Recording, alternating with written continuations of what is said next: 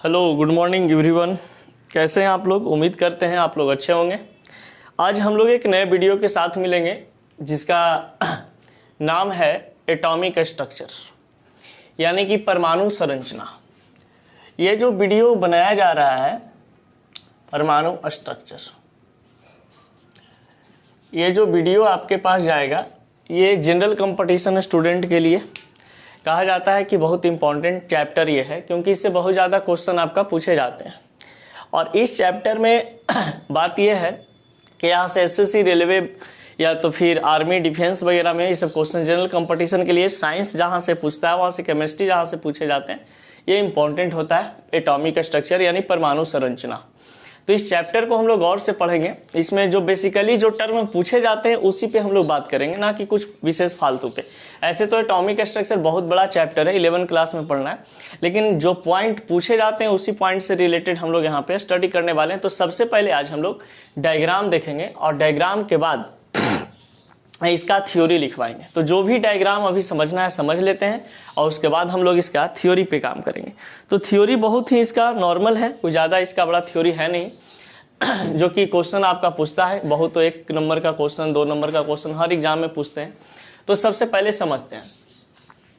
Generally बताया जाता है आपके पास एटम से रिलेटेड कि एटम होता क्या है, यानी परमाणु। एटम को हम लोग हिंदी में परमाणु कहते हैं और यही से क्वेश्चन आपका पूछा जाता है कि परमाणु हमारे पास क्या होता है।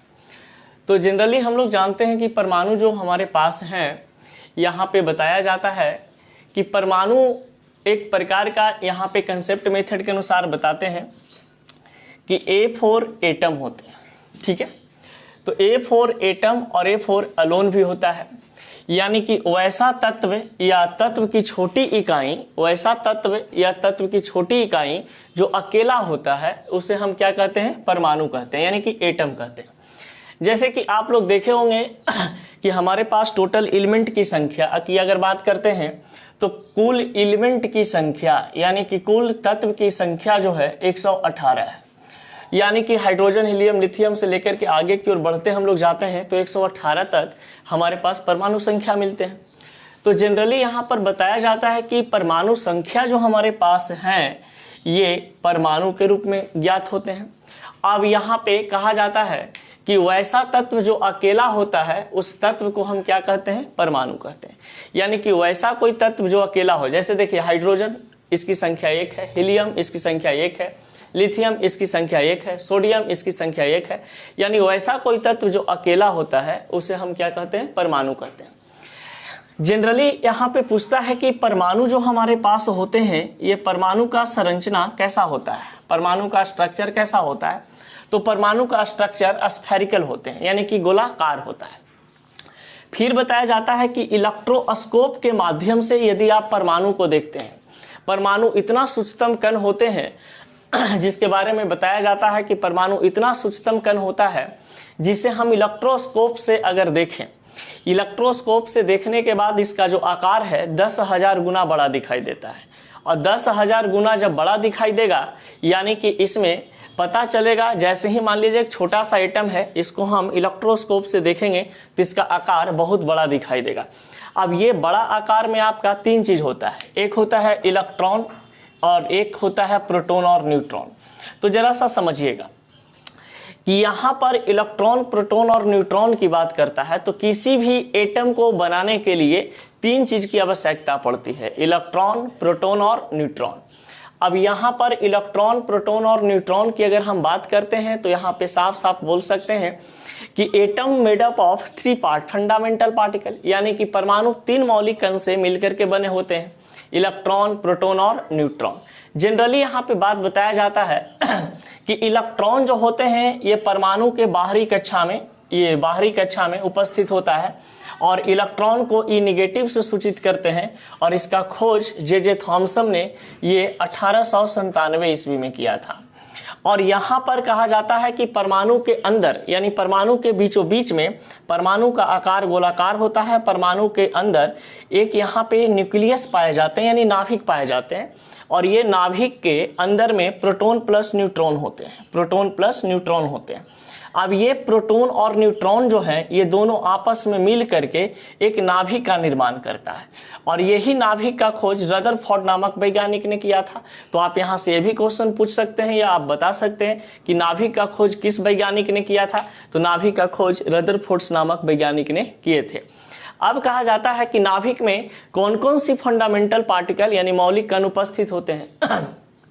तो नाभिक में दो फंडामेंटल पार्टिकल उपस्थित होते हैं, एक प्रोटॉन और एक न्यूट्रॉन होता है। जो कि आपको पता है कि प्रोटॉन का खोज P प्लस से, यानी कि इसको हम डिनोट करते हैं, सूचित करते हैं प्रोटॉन को। इसको गोल्डस्टीन 1886 ईस्वी में प्रोटॉन का खोज किया था, और जेम्स चैडविक ने 1932 ईस्वी में जेम्स चैडविक नामक वैज्ञानिक ने न्यूट्रॉन का खोज किया था। अब यहाँ पे बताया जाता है कि हमारे पास इलेक्ट्रॉन, प्रोटॉन और न्यूट्रॉन के बारे में ये तो डिस्कस कर लिए। अब कहा जाता है कि प्रोटॉन जो है ये कहाँ पर उपस्थित होते हैं, परमाणु के किस जगह पर उपस्थित होता है। तो प्रोटॉन जो आपका होता है ये परमाणु के नाभिक में उपस्थित होता है और न्यूट्रॉन के साथ होता है, यानी कि नाभिक में किसी भी परमाणु के अंदर नाभिक में प्रोटॉन तथा न्यूट्रॉन होते हैं, और जिस जगह पर प्रोटॉन तथा न्यूट्रॉन होते हैं उस जगह को हम न्यूक्लियस कहते हैं, नाभिक कहते हैं। और नाभिक का खोज रदरफोर्ड ने किया था। और यहाँ पे एक चीज आपको बता दें कि जितना किसी एटम के आकार में, या तो किसी एटम में अगर कोई हमारे पास एटम है और एटम में अगर कोई प्रोटॉन की संख्या दिया हुआ है, तो किसी एटम में प्रोटॉन की संख्या हमेशा एटॉमिक नंबर के बराबर होगा, यानी परमाणु संख्या के बराबर होगा। अगर किसी एटम का अगर हम बात करते हैं एटॉमिक वेट का या एटॉमिक मास का, कि एटॉमिक मास कितना होता है, तो यहाँ पर बताया जाता है कि एटॉमिक मास जो होते हैं ये प्रोटॉन प्लस न्यूट्रॉन का योग होता है। यानी कि किसी भी एटम में यदि प्रोटॉन की संख्या और न्यूट्रॉन की संख्या आपके पास दिया हुआ है तो आप आसानी से कह सकते हैं कि प्रोटॉन प्लस न्यूट्रॉन का जो जोड़ है ये हम आसानी से एटॉमिक मास यानी परमाणु द्रव्यमान से रिलेटेड हम लोग बात कर सकते हैं। अब कहा जाता है जनरली बात कि परमाणु से रिलेटेड कुछ इंट्रोडक्शन। सबसे पहले आपको बता दें कि परमाणु शब्द का इस्तेमाल करने वाला यानी उपयोग करने वाला कौन सा ऐसा वैज्ञानिक था। तो परमाणु शब्द का उपयोग करने वाला वैज्ञानिक का नाम सबसे पहला, वो कोई वैज्ञानिक नहीं थे, वो कहा जाता है कि महान ऋषि कनाद के नाम से जाने जाते थे, और वो कनाद थे। यानी कि परमाणु शब्द का सबसे पहला जो वर्ड इस्तेमाल हुआ था परमाणु, सर्वप्रथम इस्तेमाल जिसके मुंह से किया गया था वो था महर्षि कनाद। कहा जाता है कि महर्षि कनाद ने बताया था कि ब्रह्मांड की सभी वस्तुएं यानी पृथ्वी, आकाश, जितना भी आसमान, तारा, जितना भी आपको सूर्य दिखाई दे रहा है, ये सभी चीज बताया गया कि आपका ये परमाणु से मिलकर के बने होते हैं। यानी कि छोटे छोटे पदार्थों से, छोटे छोटे कणों से मिलकर के बने होते हैं। यानी कि पूरा ब्रह्मांड जो है एक परमाणु से बना हुआ है। अब कहा जाता है कि उसके बाद कुछ समय के बाद जॉन डाल्टन नामक वैज्ञानिक आते हैं, जो कि परमाणु के बारे में वो एटम शब्द का एप्लीकेशन करते हैं कि परमाणु को हम इंग्लिश में क्या बोलेंगे, एटम बोलेंगे। तो मुख्य रूप से कहा जाता है कि परमाणु का जो खोजकर्ता है वो कौन है। तो परमाणु का खोजकर्ता कहा जाता है मुख्य रूप से आपका जॉन डाल्टन का, कि जॉन डाल्टन ने परमाणु का खोज किया था। लेकिन उसमें भी एक बात हो जाती है यहाँ पर ये चीज कि जॉन डाल्टन नामक वैज्ञानिक ने परमाणु का खोज तो किया, लेकिन उसने पूरा विस्तार पूर्वक व्याख्या नहीं किया था। यानी कि जनरली यहाँ पे बात बताया जाता है कि जॉन डाल्टन ने बताए थे कि हमारे पास एटम इतना सूक्ष्म कण है जिसे हम नेक्ड आई के द्वारा देख नहीं सकते हैं, बहुत ही छोटा पार्टिकल होता है, उसको हम विखंडित नहीं कर सकते, इसे हम तोड़ नहीं सकते हैं। उस समय कहा जाता है कि बहुत सारे वैज्ञानिक ज़्यादा कुछ इसमें इंटरेस्ट नहीं लिए, उसके बाद इसको छोड़ दिए। कुछ समय के बाद क्या होता है कि यहाँ पे कुछ नए नए वैज्ञानिक आते हैं, जैसे J Thomson, Goldstein, James Chadwick, और ये तीनों बंदा ने बताया कि नहीं, एटम जो है ये तीनों आपका अलग अलग पार्टिकल से मिलके बने होते हैं। यानी कि हम एटम को तोड़ सकते हैं, एटम को विखंडित कर सकते हैं, और उसमें तीन चीज होता है, इलेक्ट्रॉन, प्रोटॉन और न्यूट्रॉन। लेकिन देखिए, जैसे इसको हम कंसेप्ट मेथड के द्वारा ऐसे समझ सकते हैं कि मान लिया जाए कि यहाँ पे atom is known as item. अब कोई आइटम जो होता है, आइटम कहने का मतलब कोई यूनिक मटेरियल, ऐसे समझना है, यूनिक मटेरियल। अब यूनिक मटेरियल कहने का मतलब आइटम जो है इसको एटम से कंपैरिजन करना है। ये आपके पास आइटम होता है, ये यूनिक यानी अनोखा सब्सटेंस है, ये अनोखा पदार्थ है। अब अनोखा पदार्थ कोई भी चीज़, जैसे आप जा रहे हैं रोड पे और वहाँ पे आप देखते हैं कि वहाँ पे कोई एक जीन्स टंगा हुआ है, तो उसमें सबसे पहले जो जीन्स टंगा हुआ है एक प्रकार का एटम है, ठीक है, वो एक प्रकार का क्या है, एटम है, यानी एक प्रकार का आइटम है। अब उसमें आपको तीन चीज़ दिखाई देता है। सबसे पहला चीज़ आपको उसमें खूबसूरती दिखाई देता है। जीन्स का क्या दिखाई दिया, खूबसूरती, खूबसूरती। उसके बाद खूबसूरती देखने के बाद उस आइटम से क्या होता है, प्यार हो जाता है, और जब प्यार करते हैं तो उसमें आप फिर क्या हो जाते हैं, न्यूट्रल हो जाते हैं। यानी खूबसूरती है जो इलेक्ट्रॉन है, ये बाहरी से दिखाई देता है, यानी बाहरी कक्षा में रहता है। प्रोटॉन हमेशा P+ के रूप में होता है, जिससे आप प्यार करते हैं, हमेशा उसके बारे में पॉजिटिव रहिएगा, यानी प्रोटॉन के रूप में आप काम कीजिएगा। और न्यूट्रल कहने का मतलब आपके पास कहा जाता है कि N0, यानी कि ये न्यूट्रॉन होते हैं। तो खूबसूरती का मतलब इलेक्ट्रॉन, और ये प्यार का मतलब प्रोटॉन, और न्यूट्रल कहने का मतलब न्यूट्रॉन। अब कहा जाता है कि कोई भी खूबसूरत चीज़ को देखने के बाद लोग क्या हो जाते हैं, निगेटिव हो जाते हैं। यानी कि इलेक्ट्रॉन पर कैसा चार्ज होता है, निगेटिव चार्ज होता है, प्रोटॉन पे कैसा चार्ज होता है, पॉजिटिव चार्ज होता है, और न्यूट्रल यानी कि आप फिर न्यूट्रल हो जाते हैं, यानी जीरो आवेश में आ जाते हैं। अब यहाँ पे बताया जाता है आपके पास कि इलेक्ट्रॉन जो है, ये जैसे मान लिया जाए कि आइटम हमारे पास एक जीन्स था, ठीक है, ऐसे करके ऐसे बना देते हैं, ये जीन्स था। अब ये जीन्स में सबसे पहले आपको क्या दिखाई दिया, खूबसूरती, फिर इससे आपको प्यार हुआ, फिर इसको आप पहनिएगा तो न्यूट्रल हो जाइएगा, यानी इलेक्ट्रॉन, प्रोटॉन, न्यूट्रॉन। यानी कोई भी एटम जो होते हैं वो तीन चीज से बने होते हैं, और कोई भी आइटम जो होते हैं वो तीन चीज का बना होता है, खूबसूरती, प्यार और न्यूट्रल। ये तीन चीज के लिए होता है, खूबसूरती, प्यार और न्यूट्रल। खूबसूरती मतलब इलेक्ट्रॉन, प्यार मतलब प्रोटॉन, और न्यूट्रल मतलब N0 यानी न्यूट्रॉन। अब यहाँ पर बात आती है कि एटम से रिलेटेड हम लोग कुछ अधिक जानकारी और स्टडी करेंगे, जो कि इससे रिलेटेड अब थ्योरी पे काम करते हैं, ठीक है। तो इतना पहले आप लोग लिख लीजिए, उसके बाद हम लोग आगे बढ़ते हैं। जानते हैं, एगो बात बतावें, अभी भर बोर्ड लिख दिए थे इससे पहले, अभी फिर लिखें। कहा जाता है कि दिल टूटने से कम इफेक्ट नहीं पड़ता है मेरे भाई, समझ गए। जानते हैं क्यों, भर बोर्ड लिख के बढ़िया से समझा दिए, एकदम गोल गोल बात बोल के, ओकर बाद पता चल रहा है कि वीडियो रिकॉर्डे नहीं हुआ, समझ गए। अब फिर क्या किए कि फिर लिखना पड़ा। यही लाइव क्लास में और ऑनलाइन में यूट्यूब पर वीडियो बनाने में बड़का दिक्कत है। अगर हल्का सा मिस्टेक हो गया ना, कि जैसे बना रहे हैं वीडियो बनाने के पहले अगर क्लिक नहीं किए, अब आके यहाँ बकैती चालू कर दिए, आपका हालत खराब, समझ गए। अभी पूरा भोट बोल बढ़िया से सब समझा बुझा दिए गए कि अब वीडियो तो मेरा कंप्लीट हो गया है, चलते हैं अब भाई अपलोड करने। तो गए तो देख रहे हैं कि हमारा वीडियो तो भाई खाली डायग्रामे वाला है, जो पहले का मतलब बनाए थे वो है, और थ्योरी वाला तो है ही नहीं है। कल बताइए, झूठो मूठो ना, आधा घंटा झूठो मूठो बके जी। चलिए छोड़िए उस सब मैटर, अब आते हैं हम लोग इसका थ्योरी पे, परमाणु से रिलेटेड। देखिए जो होता है अच्छे होता है, श्री कृष्ण भगवान ने कहे हैं गीता में, ये कहा गया है, और महाभारत में भी बात बताया गया था कि जो होता है अच्छे के लिए होता है। तो चलिए ज़्यादा बकैती नहीं करते हुए अब चालू करते हैं अपना लेक्चर। और ध्यान से सुनिएगा जरा, एक बार देख लेते हैं भाई फिर हो रहा है कि नहीं हो रहा है, ना तो फिर आधा घंटा बकेंगे, अब पता चलेगा कि फिर वीडियो रिकॉर्डिंग नहीं हुआ है तो हम दिक्कत में पड़ जाएंगे भाई, समझ गए। देखिए भाई, कहा जाता है परमाणु से रिलेटेड बहुत इंपॉर्टेंट ये टॉपिक है आपका परमाणु। अभी तो पूरा बढ़िया समझा दिए थे, हिम्मत अब नहीं कर रहा है समझाने का, क्योंकि 1 घंटा पूरा बके थे और एकदम लग रहा है कि दिल टूट गया है। जैसे कोई कैसे होता है कि कोई छोड़ के चल जाता है तो लगता है कि अब कोई उपाय नहीं है, वैसे ही एकदम लग रहा था। लेकिन फिर भी हिम्मत करके लिखे गए, चलो बच्चा के वीडियो बना के सेंडे करना है तो जरा बढ़िया से सेंड कर देते हैं।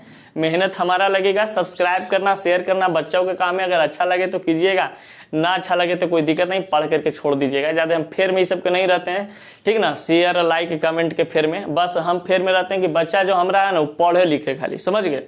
अब पढ़ लिख लीजिएगा, कोई टेंशन हमको नहीं है। देखिए यहाँ पर अभी शांति माहौल मिला है तो ये परमाणु से रिलेटेड कुछ वीडियो बना देते हैं और जैसा डाल देते हैं। देखिए जनरली कहा जाता है, एकदम इंटरटेनमेंट भाषा में समझाते हैं। कहा जाता है कि जो होता है अच्छे के लिए होता, हो सकता है जखनी बढ़िया से नहीं समझाए होंगे इसीलिए नहीं वीडियो बना, अभी बढ़िया समझा के चालू करते हैं। कहा जाता है बाबू कि परमाणु जो हमारे पास होते हैं ये इसको कंपैरिजन हम करते हैं एकदम घरेलू एग्जाम्पल, ये तो बोलचाल की भाषा में ऐसे एटम, इसको इंग्लिश में क्या बोलते हैं, एटम। अभी जो एटमा होता है, अब इसको देखिएगा कि जो ये एटम होते हैं जनरली कहा जाता है कि इसको ढेर लिखन आइटम भी कहता है। एटम को क्या कहता है, आइटम कहता है। तो आइटम जो आपके पास होते हैं वो कहा जाता है कि बहुत ही छोटा कण होता है, यानी एटम, हम बोलेंगे आइटम लेकिन समझिएगा एटम, ठीक ना। आइटम जो है ये सबसे तत्व का छोटा कण होता है जो सबसे खराब आदमी है, समझ गए। खराब आदमी इसलिए है क्योंकि मुक्त अवस्था में नहीं रहना चाहता है, या इसको फ्री स्टेट में रहना पसंद नहीं है, यानी कि इसको चाहिएगा कि मुक्त अवस्था में रख दें तो ये मुक्त अवस्था में नहीं रहेगा। ये किसी न किसी से सोचता है आइटमा कि हम रिएक्शन कर ले। रिएक्शन करने का मतलब है कि कोई ना कोई इसको चाहिए अपना सेटिंग करने के लिए। ये अकेले रह ही नहीं सकता, इसका लूरे लक्षण नहीं है कि अकेले ही रहेगा। जैसे देखिए कहा गया है तत्व का वह सूक्ष्म कण जो मुक्त अवस्था में नहीं रहता। सबसे पहला क्वेश्चन कि वह कौन सा ऐसा पदार्थ है जो मुक्त अवस्था में नहीं रहता है, तो यही है तत्व, जो परमाणु कहते हैं। ये आपका अकेले अवस्था में नहीं रहता है, इसको न किसी के साथ चाहिए स्टेबल होने के लिए, यानी एक प्रकार का छूतिहर इंसान होता है। अब देखिए जैसे कि hydrogen, oxygen, nitrogen, fluorine, chlorine, आपको पता होगा कि टोटल मॉडर्न पीरियोडिक टेबल में तत्व की संख्या कितना होता है, 118 होता है। तो वही परमाणु की संख्या टोटल कितना होता है, 118 होते हैं।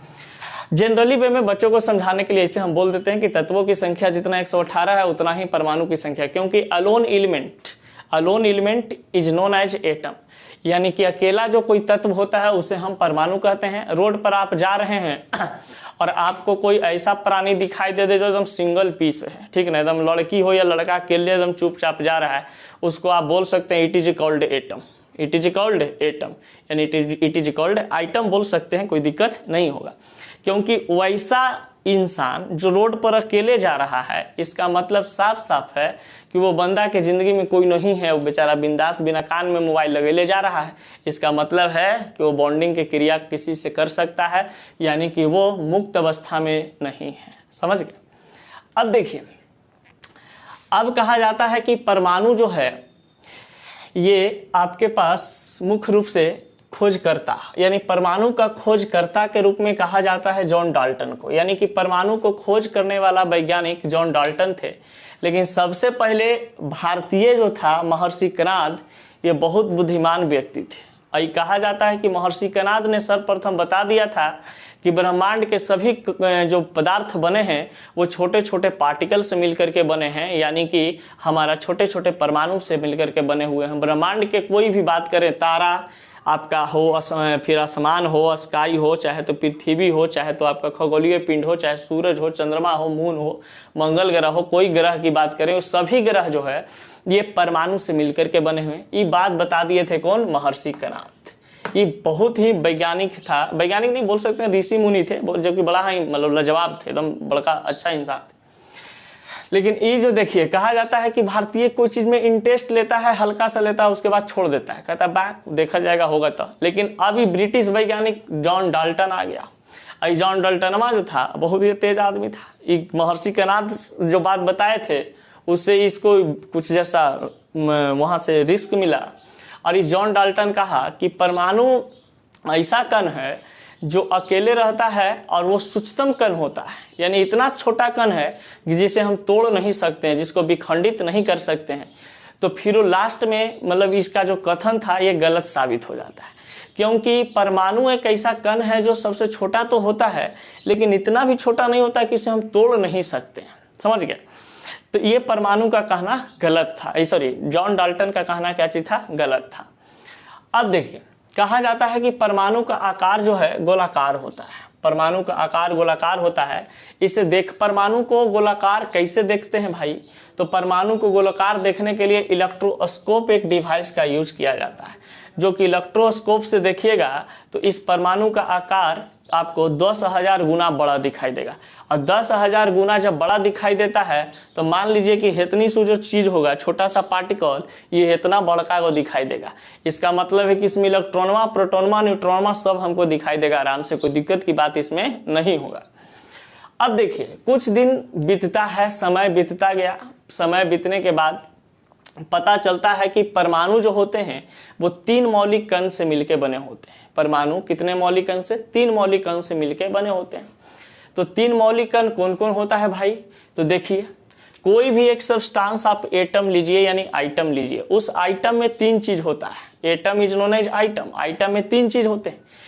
आपका सबसे पहले कोई आइटम जो होता है उसमें खूबसूरती होता है। देखिएगा, खूबसूरती एकदम झकास दिखाई देता है दूर से, अरे बारे बड़ा एकदम अच्छा लग रही है। अब खूबसूरती देख के लड़के उससे क्या कर लेता है जी? प्यार करता है। अब प्यार करता है तो खूबसूरती देख के कुछ चीज है कि खूबसूरती चीज देख करके इलेक्ट्रॉन यानी कि निगेटिव हो जाता है। अब उससे प्यार होता है यानी कि उस पर कौन सा चार्ज होता है? प्रोटॉन यानी पॉजिटिव चार्ज होते हैं। और फिर न्यूट्रल होता है यानी कि वो 0 चार्ज अपने आप में बना लेता है। जनरली वे में कहा जाता है कि किसी भी एटम के अंदर 3 फंडामेंटल पार्टिकल होते हैं जिसको 3 मौलिक कण के रूप में जाना जाता है। और यही 3 मौलिक कण से आपका एटम का निर्माण होता है, जो कि पहला फंडामेंटल पार्टिकल आपका इलेक्ट्रॉन है, दूसरा प्रोटॉन है, न्यूट्रॉन है। यही 3 चीज से बहुत ज्यादा क्वेश्चन आपका पूछे जाते हैं, जो कि जनरली आपको बता देते हैं। कहा जाता है कि इलेक्ट्रॉन जो आपके पास है, इलेक्ट्रॉन का जो आपका सिंबल दिया जाता है ई नेगेटिव, संकेत P पॉजिटिव, N0। इलेक्ट्रॉन का संकेत ई नेगेटिव, प्रोटॉन का P पॉजिटिव, न्यूट्रॉन का N0। इलेक्ट्रॉन का चार्ज -1 होता है, ये आवेश बताया गया है। प्रोटॉन का चार्ज +1 होते हैं और न्यूट्रॉन का चार्ज 0 होता है। फिर कहा जाता है कि ये जो आप देख रहे हैं, ये द्रव्यमान लिखा गया है। द्रव्यमान है ये, द्रव्यमान, इसको याद कर लेना है आपको, क्योंकि द्रव्यमान से रिलेटेड बहुत ज्यादा एग्जाम में क्वेश्चन पूछे जाते हैं। फिर ये खोज करता है कि फंडामेंटल पार्टिकल जो इलेक्ट्रॉन था, ये इलेक्ट्रॉन का खोज किस वैज्ञानिक ने किया था? तो इलेक्ट्रॉन का खोज जे थॉमसन ने किया था, प्रोटॉन का गोल्डस्टीन और न्यूट्रॉन का जेम्स चैडविक। ये कब किए थे? यहाँ पे देखिए आपका लिखा हुआ है। अब कहा जाता है कि परमाणु जो हमारे पास हैं, ये परमाणु के नाभिक में उपस्थित प्रोटॉन की संख्या परमाणु संख्या कहलाता है। अगर मान लिया जाए भाई कि कोई हमारा परमाणु है और उस परमाणु के अंदर में कुछ प्रोटॉन की संख्या छुपा हुआ है, जैसे मान लिया जाए कि हमारे पास 20 रुपया है, ठीक है, तो 20 रुपया है तो भाई पौटिक में हमारा 20 रुपया नहीं है जी, उससे ज़्यादा तो नहीं है। तो हम आसान भाषा में कह सकते हैं कि 20 रुपया है जो हमारा परमाणु संख्या हो जाएगा, क्योंकि प्रोटॉन की संख्या हमारे पौटिक में उतने रुपये है, तो उतने रुपया इज नोन एज प्रोटॉन की संख्या। अब देखिए यहाँ पे एग्जाम्पल के लिए जरा से एक लिए हैं कुछ परमाणु। क्लोरीन परमाणु का परमाणु संख्या 17 होता है, और आपको पता है कि परमाणु संख्या जब 17 इसका है तो प्रोटॉन की भी संख्या इसमें कितना होगा? 17 होगा। एक बात जैसा समझिएगा, कोई भी एटम पर अगर चार्ज नहीं दिया हुआ रहे, यानी प्लस न माइनस रहे, तो उसमें इलेक्ट्रॉन और प्रोटॉन की संख्या हमेशा बराबर होती है। यानी कि अगर 17 है तो 17 इलेक्ट्रॉन की भी संख्या होगा, प्रोटॉन की भी संख्या होगा, क्योंकि चार्ज के माध्यम से आपका इलेक्ट्रॉन की संख्या बढ़ता घटता रहता है। यदि माइनस है तो इलेक्ट्रॉन की संख्या प्लस हो जाएगा, यदि प्लस है तो इलेक्ट्रॉन की संख्या माइनस हो जाता है।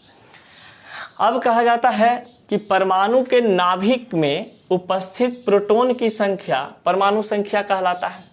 अब आपको पता होना चाहिए कि परमाणु के नाभिक का खोज किसने किया था? तो परमाणु के नाभिक का खोज रदरफोर्ड ने किया था, और उसने बताया था कि परमाणु के नाभिक परमाणु के बीचों बीच होता है, जिसमें प्रोटॉन तथा न्यूट्रॉन होते हैं, और प्रोटॉन और न्यूट्रॉन जो है एक प्रकार से फंडामेंटल पार्टिकल के रूप में कार्य करता है, जो कि नाभिक में स्थिर रूप से प्रेजेंट होता है, स्टैटिक्स रूप से। परमाणु के नाभिक में उपस्थित प्रोटॉन तथा न्यूट्रॉन की संख्या का जोड़। अगर मान लिया जाए किसी परमाणु में प्रोटॉन और न्यूट्रॉन दिया हुआ है, सपोज डेट मान लिया जाए कि हमारे पास क्लोरीन में यहाँ पे आपका ये प्रोटॉन और न्यूट्रॉन है, तो इसमें प्रोटॉन की संख्या 17 और न्यूट्रॉन की संख्या 18 दिया हुआ है, तो जोड़ेंगे तो 35 आ जाएगा।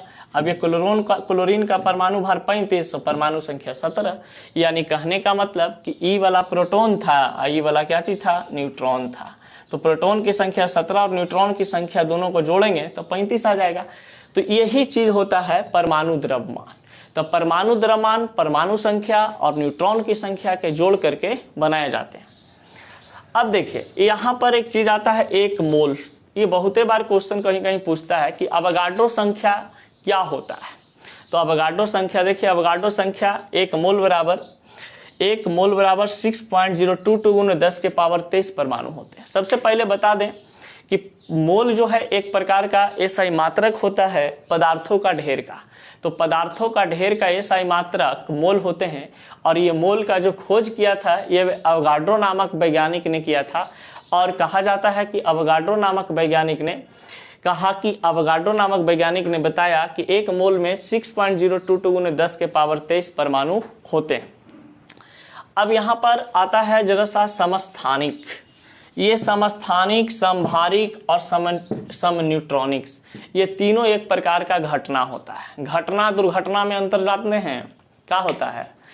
घटना उसको कहते हैं जो चीज के बारे में हम पहले से जान रहे होते हैं कि ये चीज हमारे साथ होने वाला है, ठीक ना, और वो सच में आपके साथ हो जाए उसे हम घटना कहते हैं।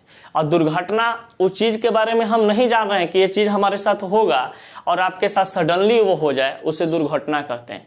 तो ये सभी घटना है, जितने भी समस्थानिक है, संभारिक है, समन्यूट्रॉनिक्स हैं, ये सभी एक प्रकार का फिनोमिना है, यानी कि घटना है। जैसे मान लिया जाए कि आप रोड पे जा रहे हैं और जान रहे हैं कि एक लड़की है, उसको हम छेड़ेंगे तो हमको मार ज्योति के अंधुआ देगी। इसका मतलब साफ साफ है कि आपको पता है कि मारेगी और मार देती है अगर, तो घटना में बदल गया। अब अगर आप जा रहे हैं सिंपल तरीका से, आपको बड़ा खूबसूरत लड़की आपको फ़ोन नंबर ला करके दे रही है और आपको विश्वास नहीं था कि वो हमको फ़ोन नंबर देगी, तो आपके साथ क्या हो जाएगा? एक दुर्घटना हो जाएगा, क्योंकि भाई इसका हमको तो पहले से उम्मीदें नहीं था और हमको फ़ोन नंबर मिल गया, तो क्या हो गया? दुर्घटना हो गया। अब कहा जाता है कि समस्थानिक के बारे में। समस्थानिक को हम आइसोटोप्स कहते हैं। आइसोटोप्स में बताया जाता है कि वैसा सामान्य तत्व जिसमें परमाणु संख्या बराबर हो लेकिन परमाणु भार अलग अलग हो। परमाणु संख्या बराबर हो लेकिन परमाणु भार अलग अलग हो सामान्य तत्व का, उसे हम समस्थानिक कहते हैं। जैसे ये हाइड्रोजन के 3 समस्थानिक हैं। ऑक्सीजन के बारे में पता होगा कि 8 होता है, एक का 16 होता है, एक का 17 होता है और एक का 18 भी होता है।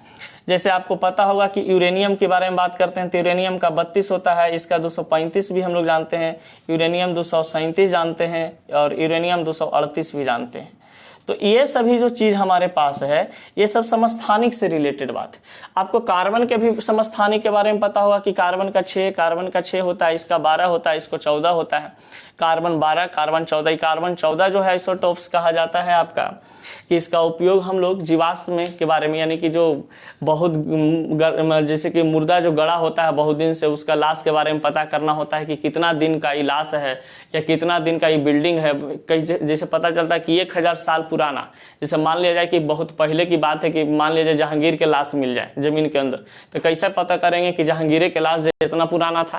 तो कार्बन 14 के माध्यम से पता किया जाता है, उस पर छिड़काव करके कि उससे कितना दिन पुराना ये लाश था या कितना पुराना ये हमारा अथी था, भवन था बना हुआ या किला बना हुआ था। तो ये पता करते हैं कार्बन 14 से, ठीक है। अब ये समभारिक। समभारिक का मतलब यहाँ पे समझिए, भार समान हो सबका, अलग अलग तत्व हो लेकिन सबका भार समान हो, लेकिन परमाणु संख्या सबका अलग अलग हो।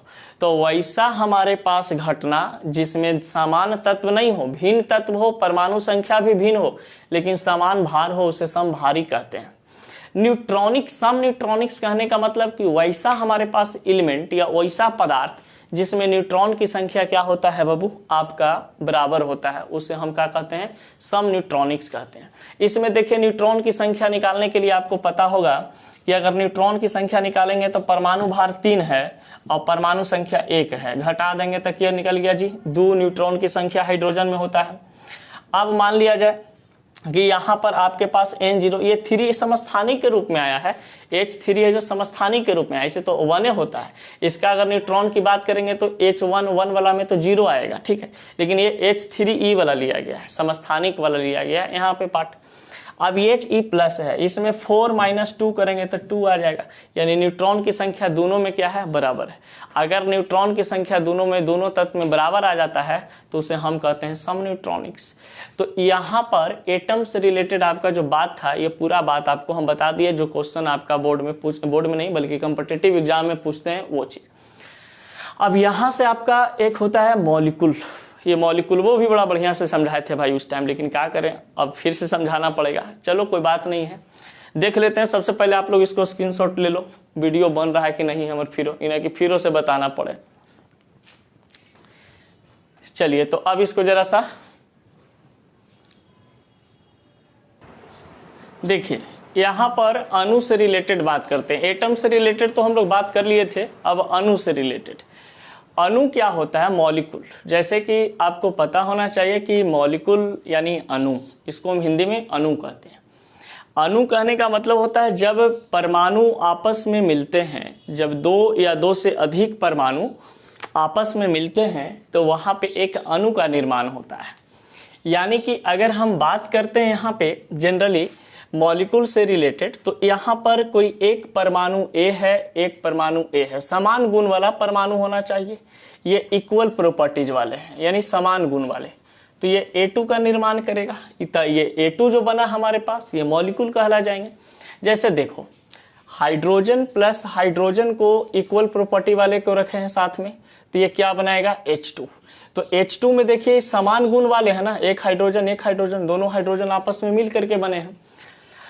तो मॉलिक्यूल्स में साफ साफ यही बात बताया जाता है कि जब दो या दो से अधिक बराबर गुण वाले परमाणु एक साथ होते हैं उसे हम क्या कहते हैं? अणु कहते हैं। अब देखिए मॉलिक्यूल ऐसे समझ सकते हैं कि जैसे मॉलिक्यूल का मतलब यहाँ पे वैसा तत्व जो दो या दो से अधिक हो, उस तत्व को क्या बोलते हैं? मॉलिक्यूल बोलते हैं, यानी अणु बोलते हैं। सिंपल तरीका से हम लोग ऐसे समझ सकते हैं कि मॉलिक्यूल की अगर बात करें तो हम रोड पर जा रहे हैं, दिखाई दिया हमको कि मार एकदम लड़की का झुंड जा रहा है, समझ गए, तो उसको बोल देंगे it is called molecule. It is called molecule. अब मॉलिक्यूल मतलब बहुत सारा लोग कुछ समझता है तो समझते रहिए, ठीक, कोई दिक्कत नहीं है। तो मॉलिक्यूल कहने का मतलब एक ही जाति का बहुत सारे दिखाई दे लोग या बहुत सारे एलिमेंट रहे, उसे हम मॉलिक्यूल कहते हैं। जैसे H2 में हाइड्रोजन 2 दिखाई दे रहा है तो ये मॉलिक्यूल हो जाता है। अगर हाइड्रोजन सिर्फ रहता तो एटम हो जाता, hydrogen atom. Chlorine molecule N2 O2 P2 P4 S8, ये सभी क्या है? मॉलिक्यूल है। आपको पता है कि ये सभी में आपका सिंगल बॉन्ड बनता है, ये इसमें भी सिंगल बॉन्ड बनता है। यहाँ से क्वेश्चन आपका पूछता है कि नाइट्रोजन में किस प्रकार का बॉन्ड बनते हैं, तो ट्रिपल बॉन्ड, ऑक्सीजन में डबल बॉन्ड। तो ये याद कर लीजिएगा कि नाइट्रोजन अणु में किस प्रकार का बॉन्ड बनता है, तो आपको पता होना चाहिए कि ये ट्रिपल बॉन्ड बनते हैं। और ऑक्सीजन में किस प्रकार का बॉन्ड बनते हैं, तो ऑक्सीजन में डबल बॉन्ड बनते हैं। तो मॉलिक्यूल कहने का मतलब साफ साफ ऐसे समझ सकते हैं कि वैसा परमाणु जो उसमें एक ही जाति का या एक ही समान गुण का दो या दो से अधिक हो, उसे हम क्या कहते हैं? अणु कहते हैं। वो रोडवा पर वाला याद रखिएगा, कहानी आपको ऐसे ही याद रहेगा। अब देखते हैं यहाँ पे यौगिक यानी कंपाउंड। तो कंपाउंड बड़ा लजीज है, देखिएगा जितना भी हम लोग चीज़ खाते हैं, पिज्ज़ा बर्गर मोमो, ये सब कंपाउंडे है। अब कहा जाता है कि कंपाउंड COMPOUND कंपाउंड, और C से होता है एगो कपल। अब एक बात बताओ भाई, C से कंपाउंड और C से कपल, कपल मतलब क्या होता है? जोड़ी। कपल मतलब जोड़ी। तो ये जोड़ी ऐसा है जिसमें हम प्लस और माइनस को शो करते हैं, जिसमें प्लस और माइनस तत्व होना या परमाणु होना अति आवश्यक है। अगर प्लस और माइनस नहीं रहेगा तो ये कंपाउंड नहीं बनेगा, क्योंकि कंपाउंड AB के रूप में होते हैं, A प्लस के रूप में होता है, B माइनस के रूप में। कोई भी कपल होता है, देखिएगा भैया एंड भौजी एक कपल है, तो भैया एंड भौजी एक कपल है, तो बताइए भैया इज द प्लस, भौजी इज द माइनस, यानी कि एक कपल का ही निर्माण करेगा। अब जैसे बॉयफ्रेंड गर्लफ्रेंड होता है, तो बॉयफ्रेंड यानी कि लड़का है जो वहाँ पे प्लस होगा, लड़की है जो वहाँ पे क्या होगी? माइनस होगी, यानी एक प्रकार का वो कंपाउंड का निर्माण कर रहा है। तो जब दो या दो से अधिक भिन्न गुण वाले नहीं है जी, मान लीजिए कि ये लड़का है तो लड़का के गुण अलग होता है, लड़की के गुण अलग होता है, तो इसका गुण अलग है। तो अलग अलग गुण वाले जब आपस में मिल जाते हैं तो उसको हम क्या कहते हैं? यौगिक कहते हैं। जैसे कि आप देख सकते हैं, समझ सकते हैं, एग्जाम्पल में आपको बताया जाता है HCl, फिर KCl, NaCl, H2SO4, HNO3, या बहुत सारे आपके पास होते हैं CH3COOH, ये सभी चीज़ हैं। तो ये सभी कंपाउंड है। देखिए आगे वाला प्लस, पीछे वाला माइनस, जितना आगे दिखाई दे रहा होगा सब प्लस, पीछे वाला सबका है माइनस। यानी कि यौगिक जो है दो रेडिकल से बनता है, एक पॉजिटिव रेडिकल और एक निगेटिव रेडिकल। जब यहाँ पर हम ऐसे बोल सकते हैं कि जब पॉजिटिव रेडिकल यानी ए दूसरा निगेटिव रेडिकल आपस में मिलता है तो ए बी बनाता है, और ए बी को हम क्या कहते हैं, कंपाउंड कहते हैं, यानी A plus B is known as A B. अब इसका भाई गुण धर्म अलग होगा, इसका गुण धर्म अलग होगा। अब ये दोनों आपस में रिएक्शन करेंगे तो एक नया यौगिक का निर्माण करेंगे, तो it is called couple, it is called compound. यानी कंपाउंड को कपल समझना है, मॉलिक्यूल को मल समझना है, एटम को आइटम समझना है।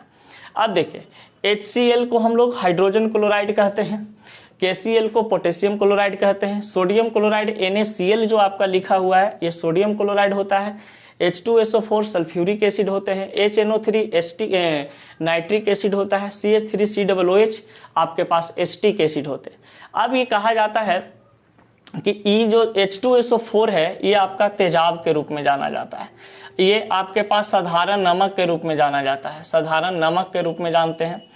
और कहा जाता है HCl, इसको हम पेट अम्ल के रूप में जानते हैं, यानी कि पेट में हमारा ये अम्ल उपस्थित होता है HCl, जो कि भोजन पचाने में बहुत ज़्यादा कारगर साबित होता है। अब ये H2SO4 के पीछे एक कहानी है, तुम लोग भी जानते होंगे। H2SO4 का सबसे ज़्यादा उपयोग आज से 5 साल पहले या 10 साल पहले लड़कन इस्तेमाल भरदम करता था। मान लीजिए कोई लड़की को पसंद किया और पसंद करने के बाद उससे प्यार करने लगा, प्यार करने में लड़कियाँ पसंद नहीं आई, या तो लड़का क्या करता था कि उसको प्यार के एक्सेप्ट नहीं की, तो लड़का क्या करता था, उस पर तेजाब फेंक देता था। यानी कि पहले की घटना ये सब बहुत ज़्यादा होती थी कि H2SO4 उस पर क्या कर दिया, फेंक देता था। अब तो भाई जमाने चेंज हो गया, अब डायरेक्ट लड़कियाँ ने लड़का पर फेंक दे रही है कुछ तेजाब, काहे के लिए, क्या कि भाई प्यार में धोखा दे रहा है, ये चलते। तो H2SO4 जो है तेजाब होता है, यानी कि सल्फ्यूरिक एसिड होते हैं। और ये HNO3 नाइट्रिक एसिड होता है, और ये आपके पास CH3COOH जो है एसिटिक एसिड होता है। और एसिटिक एसिड आपको पता है कि सिरका में पाया जाता है। और एक चीज़ और बता देते हैं आपको कि HCOOH की बात करते हैं तो ये फॉर्मिक एसिड होता है, फॉर्मिक एसिड। ये फॉर्मिक एसिड चींटी के डंक में पाया जाता है, ये भी एक प्रकार का कंपाउंड होते हैं। तो कंपाउंड में कहा जाता है कि जो फार्मूला दिखाई दे आपको जिसमें 2 या 2 से अधिक एटम या एलिमेंट उपस्थित होता है उसे हम कंपाउंड कह देते हैं, और जिसमें 2 या 2 से अधिक समान गुण वाला एलिमेंट या एटम दिखाई देता है उसे हम मॉलिक्यूल कह देते हैं, और जिसमें एक ही जाति का एक को दिखाई दे, एक ही तत्व, एक ही परमाणु रहे उसे हम क्या कह देते हैं, आराम से यहाँ पढ़ी क्या बोल देंगे कि आपके पास ये एटम हो जाता था, जो कि पहले हम बताए थे। तो ये था आपका मॉलिक्यूल और ये था आपके पास कंपाउंड। इसके बाद यहाँ पे चैप्टर खत्म हो जाता है, और इस चैप्टर के बाद फिर सेकंड चैप्टर डालेंगे कॉम्पिटिटिव एग्जाम के लिए। तो जरा सा देख लीजिएगा, जो भी कंपटीशन के बच्चे हैं जरा सा इंटरटेनमेंट वे से समझने का कोशिश कीजिएगा, धूप के पढ़िएगा, कोई दिक्कत नहीं होगा। केमिस्ट्री का जिम्मेवारी हमरा पर छोड़ दीजिए, ठीक है। चलिए इसको फटाक से नोट कीजिए, तो उसके बाद मिलते हैं नेक्स्ट क्लास।